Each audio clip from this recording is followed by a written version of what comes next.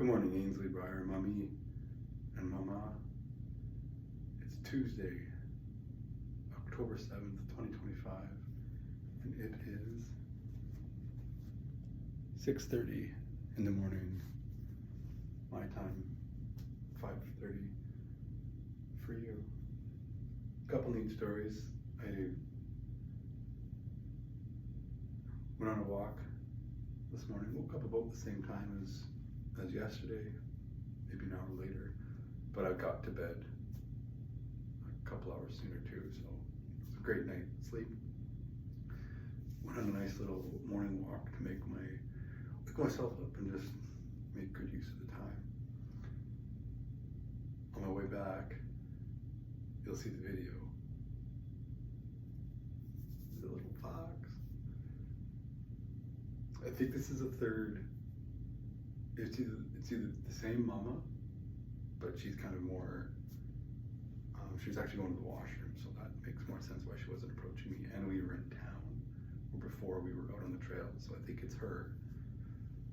It was just neat to kind of see her just in that different element. Watch the video. You'll recognize some of the behavior, and it might surprise you that foxes do that behavior as well. Also on the walk, I came across, what are you gonna do? You see something, say something, you see a piece of garbage, pick it up. And I see, you see cups like this, no big deal. You go to pick it up, throw in the garbage, and just like this, I look, and I thought maybe it was a coffee filter like I have in my hotel room here. But in fact, it is, check this out, it is completely intact. There's nothing wrong with that at all. No nicks, cuts, tears, anything. And it's Quaker oats, maple and brown sugar. So, not the best. So I can show you this and you can pause yourself and take a look at it if you want. So 43 grams is the mass of the product. And quickly we scan down 4 grams of protein. So do your math, ladies. 4 divided by 43. So we do as a reference point, 4 divided by 40, we know is 10. 43 is just a little bit bigger than 40, so we know we're getting just slightly less than 10% protein in this. And that doesn't mean it's 10% of a recommended daily intake. That just means that this package is 10% or just less than 10% of it is protein. Continuing. We're not concerned about, so the next things I'm concerned about would be salt.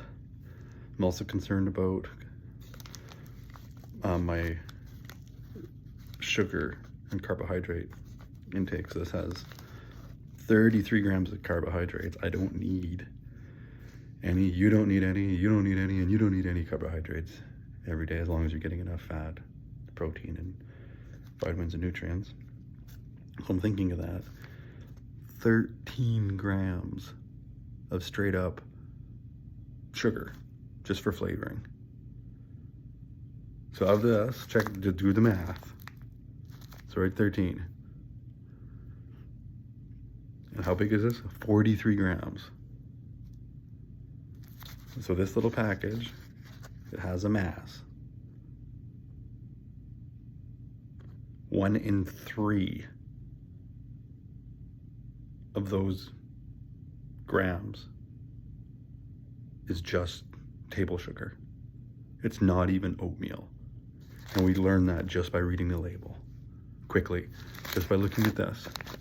All we did is we compared how many grams of sugar. It just says, flavoring, sugar. It says right on the data. And you go back and you compare that to, well, how many grams is the whole package you're serving? And sometimes it'll say per serving, and it might say 40, excuse me, 40 or whatever grams. And then you check, and the package itself might be 120 grams. Not necessarily with oatmeal, but just products in general. So keep aware of that. Like a bag of potato chips, that's usually per like 10 or 13 chips, not the whole bag. So then you have to check again and say, well, if I eat this whole bag, how much energy am I getting? Which could be useful, like you're women, it could be useful if you need like, you know, maybe to give like a meal to a kid and you know they're really in rough shape. You could look at the bag of potato chips and say, okay, I need so many calories per day. This kid needs so many calories per day. It's not the best for nutrition, but at least it's giving them just those calories to burn. Returning to the data though, 33% of this is just cheap junk table sugar. But look at the branding. Ooh, Quaker Oats. Ooh, must be healthy because it's like Quaker Oats. They advertise, right? And it's oatmeal. This is the value, Ainsley and Breyer, and this is what Nana taught me. Right, it's the literacy, the power to read. And it's what my dad taught me, the power of numbers. All right, if you could do these simple calculations in your head, you don't have to bring out your calculator, you're just able to understand numbers, just kind of that fluidly. You're able to keep yourself healthy, and then you can share that with other people in your circle, right? And I know, Briar, right now I hear you a little bit, miss. You're kind of saying, I don't care.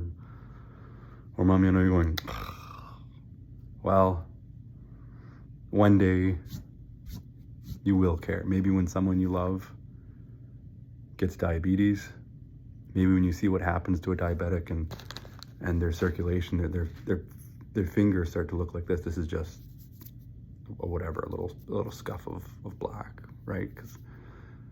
But if they get any kind of a injury like that, if they don't control their blood sugars very well and they keep eating stuff like this and they can't get their blood sugars low enough, any little poke in their body, it doesn't heal, and eventually it starts to look like that. And people lose their fingers and they lose their toes, they lose their lives. That was the code I worked on when I was in paramedic. One dead guy. Guess what he died of? A diabetic thumb. And Ainsley, you can look that up if you don't know what it is. So I know it's boring and sugar tastes great, and it's boring to talk about moderation and following through with that moderation. It's boring to look at data. But what are you going to do? Let everyone in your circle just become more and more unhealthy year after year because you're tricked by marketing and you're not reading the labels. There's more goodness here though. There is some sodium, 190 milligrams, which they're saying is 8% of what I need in my diet. There is 2 grams of fat, which is okay, oatmeal, but strangely 0.4 grams of saturated fat. So they would have used that as a sprinkling, as a little bit of a preservative, just a preservative spray.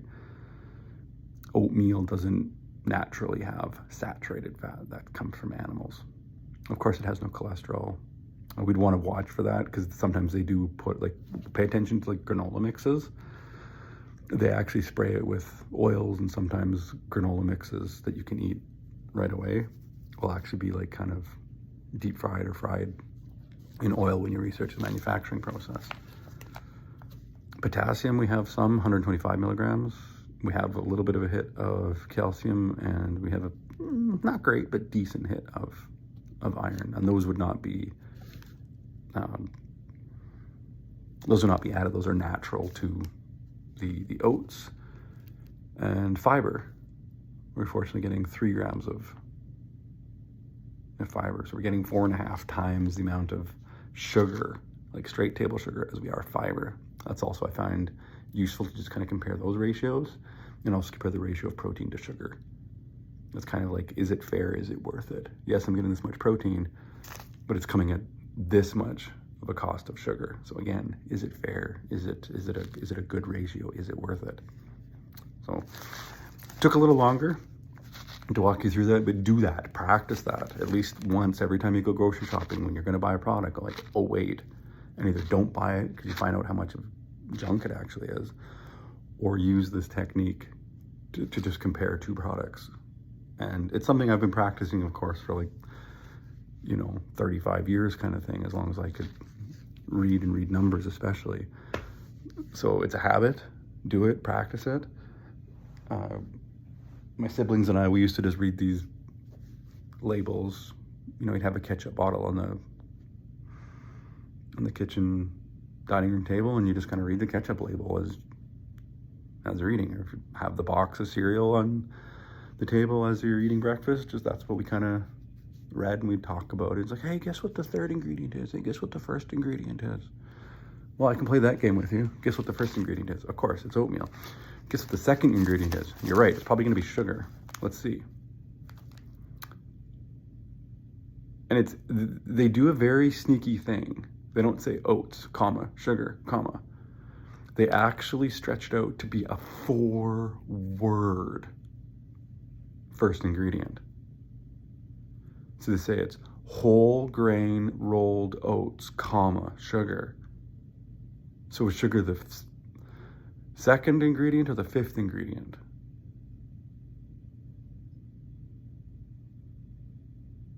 It's the second ingredient, but they're doing it on purpose because they know, then they listen to nutritionists say, like, if the first or the second or the third ingredient is sugar, don't buy that product. Well, that's terrible for these guys, so what do? Make it look like it's further down the ingredient list. It's actually the second ingredient is just straight up white sugar. And they're doing their marketing language tricks to make it, to kind of hide that if someone wants to be intelligent and literate. And they're reading it like, okay, whole, comma, grain, comma, rolled, comma, oats. They don't add all those commas, but that's kind of how your brain reads it. And they're also adding 4 words to make it sound more special and fancy. No, it's fucking oats, right? It's just oats. Whole grain, well, duh. Rolled oats, kind of just extra wasted words to try to make it sound more special. Anyways, first ingredient, oats. Second, sugar. Third, salt. They're saying fruit and vegetable juice concentrate. And again, when you see these things, you can start to recognize even just the placement of where they put the words in the line, in the lineup. So they made sure that fruit starts the line, because that's how your eyes read. So, oh, this has fruit. No, read it. Actually read it. It says fruit and vegetable juice concentrates. And they have, in brackets, they say apple, purple carrot, and purple corn. And then natural flavor. No one knows what natural flavor actually means. Well, actually, it means they can make all kinds of weird chemicals, which could be kind of bad for you. And they can make the same kind of chemicals from oil. But if they make those chemicals from oil, then they can't say they're natural. Even if after all their transmutation and transmogrification and modification, it comes to be the same chemical, and it can be very dangerous, toxic chemical. Not necessarily in food, but just in general. That's just the difference between natural and artificial. If it came from, say, petroleum oil, and then made it into something totally safe and edible, it would still have to be called artificial flavor. If they made it into something, flavorful and aromatic, and maybe it's actually toxic and hazardous to your health, as long as it still came from a plant and not oil or a petroleum product, it's allowed to be labeled as natural. Natural doesn't mean it's actually healthy. It just means where's the original stock for those chemicals. So, just be aware. Now you know. The more you know. And, right, and you go, because people are idiots sometimes. It says, in bold letter, contains oats. And then, of course, may contains may contain weed. That's 15 minutes. We're probably putting Briar to sleep right about now. We'll follow up on other things. We'll keep this to about 15 minutes. I love you, Mom. I love you, Colette. I love you, Ainsley. I love you, Briar. Have a great day, ladies. It'll be a shorter call tonight because I do have judo practice at, well, again, I need to sign off by 7:30 my time, so by 6:30 tonight, ladies, I need to be off the call again. I love you. Have a great day.